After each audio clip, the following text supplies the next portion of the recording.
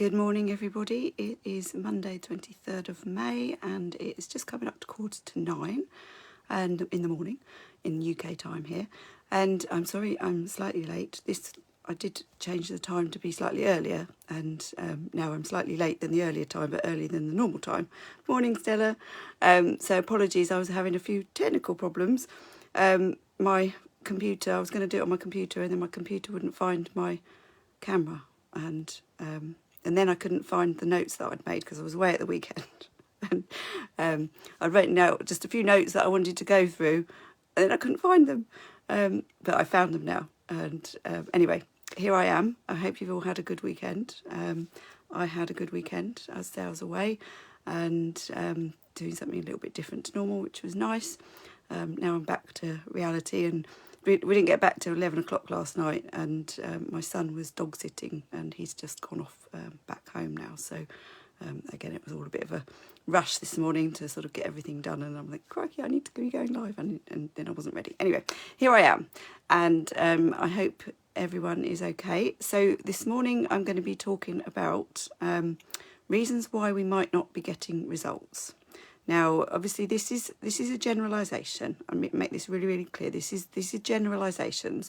So if there are some specific issues that are going on for you that I cover, that you think, yeah, I'm doing that, but I'm not managing it and I need some help, obviously, I'm one of the people that could help you.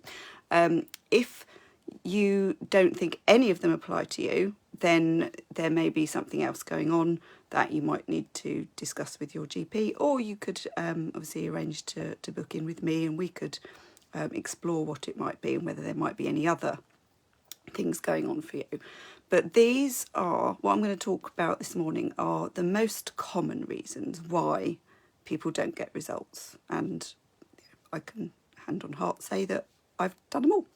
They've I've been there. I know what it's like, and the reality is that as I've said many times before, losing weight is hard because we're not designed to do it voluntarily. So we are having to fight our biology, and that means that all sorts of things come into play that we have to be aware of and that we have to find a way of managing. Obviously, that's my speciality, is I can help you to do that. So I'm just going to run through a list of, say, the most common reasons that I come across and indeed have experienced myself, and also, maybe a couple of tips about what you can do about it. But it's going to be nice and brief, because obviously I haven't got time to go into lots of detail. And obviously, if you want lots of detail, then obviously you'd need to come into my club or work with me. But here we go. So the main reason, the most common reason, I think, that people don't get results is that they are simply eating more than they think they are. Because the bottom line is, I know that there are various factors that can affect the energy equation, but the bottom line is, fat doesn't just appear from nowhere. It's created as a form of energy storage. So if our bodies are not using the energy, then they're going to store it for later. And that's where body fat comes in. So it'll either be stored for later, and or we, if we're trying to lose weight, then we're going to be using up our fat stores to make up the shortfall. Or if we're not losing weight, then obviously our body's storing fat where we kind of didn't realise that it was going to, because we haven't really appreciated how much we're eating. So there's a number of reasons why we might be eating more than we think. One of them is that we may be overestimating or underestimating our portion sizes, and that can be very damaging in terms of if we're trying to create a calorie deficit and then we end up eating more.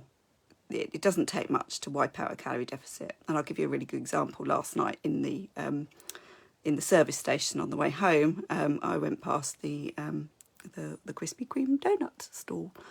Might have bought a little pack of donuts, and that's fine. I'm quite happy to do that. But what was really interesting, and I took a picture of it, was that they had obviously the calories listed, which they all have to do now, and the ones that I was going for were the Biscoff ones, and it said 392 calories on the label.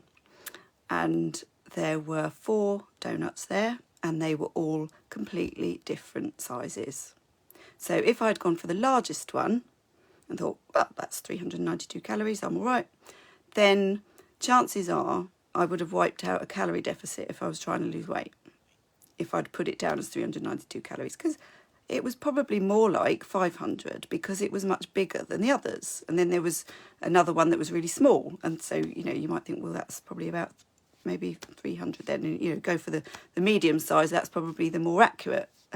So it's about being aware that, you know, when we are choosing our foods, that we've got to use a bit of common sense and just think that just because that said it was 392 calories, it doesn't mean it actually was. It might have been a bit more, or it might have been a bit less, depending on which size you went for. So it's using some common sense. But also things like cereal is a really good example where, you know, it's easy to eyeball how much cereal you might be putting in your bowl and gradually increase the amount. So it's things like that. And also, you know, little calories creep into places like when we're cooking, if we're adding oil or butter or cream or cheese. When we're putting spread on our toast, for example, if we're putting butter on our toast, we may be putting on more than we realise. And we may not be counting drinks, and especially alcoholic drinks, because they do take up a lot of, they contain a lot of calories. And of course, when we're drinking, it's easy to then think, oh, I don't really care, and then have another one. And then we might get hungry and have something to eat, you know, and you can see how it goes on. So you're eating more than you think is the most common reason why you might be not getting the results you want. Obviously, if that's what's going on, then there's things that you can do to resolve that. But I'm not going to cover all of that today because I haven't got time. The next most common reason is you're not being consistent, and a great example here is with the weekends. So you might be really, really, you know, on it all week, and then the weekend comes, and things, you end up eating more, either deliberately or not deliberately, or maybe you're eating more than you think you are. And because, you know, we can't create, if we want to live reasonably and enjoy things and have enough energy, we can't create that much of a calorie deficit each day. So therefore, it doesn't take a lot of the weekend to completely wipe out any calorie deficit. And again, that's something I can help with. Maybe you're not being patient. Maybe you are expecting results, you know, in the short term, and when they don't happen, you then perhaps lose, you know, the motivation to continue, perhaps lose belief in yourself that you're ever going to get there. And then, you know, it's all too easy to then give in to temptation.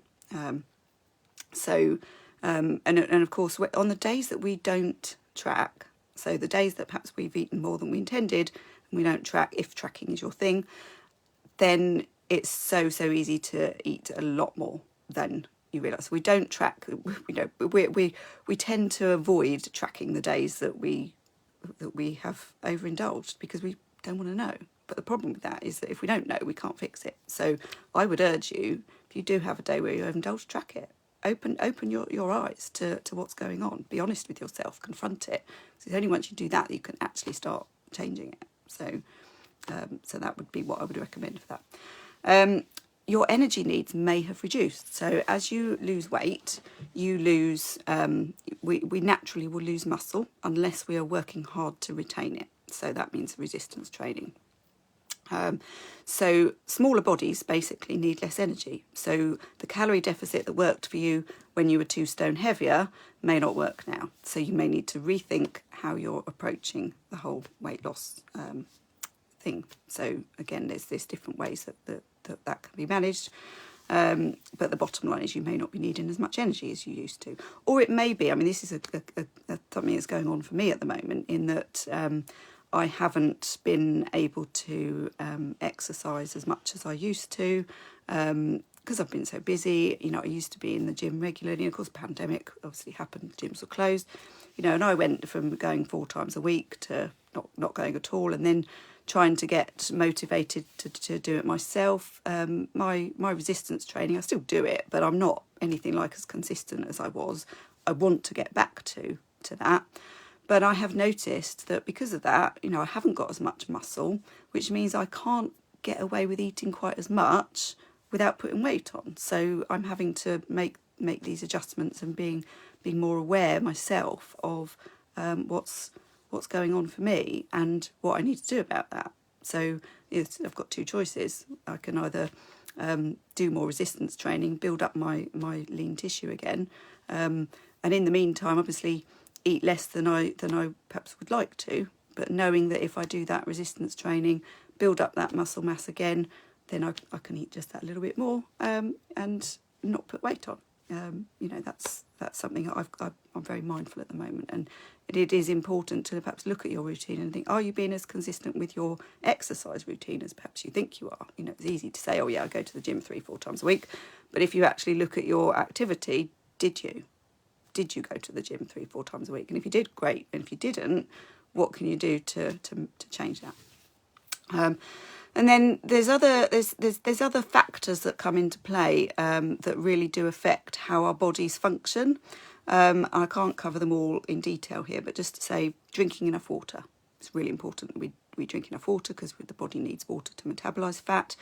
We need to make sure we get enough sleep, because if we're not getting enough sleep, it can affect our hunger and appetite hormones. And also, when we're tired and grumpy, we tend to reach for the stuff that is higher in calories, makes us feel better in the moment, but perhaps not later, and of course leads to weight gain. And then of course, if we then end up snacking in the evening because we're tired and grumpy and or perhaps falling into that sort of comfort eating pattern, then maybe we might not sleep that very well that night either, because we're still digesting our food. So you can see how these things are connected.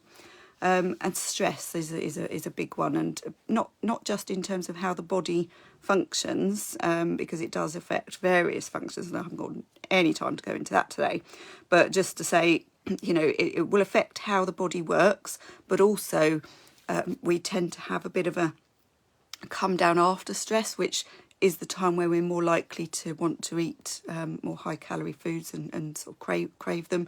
And if we haven't got much sort of mental capacity left, we're going to find it harder to resist. So yeah, they're very, very common reasons.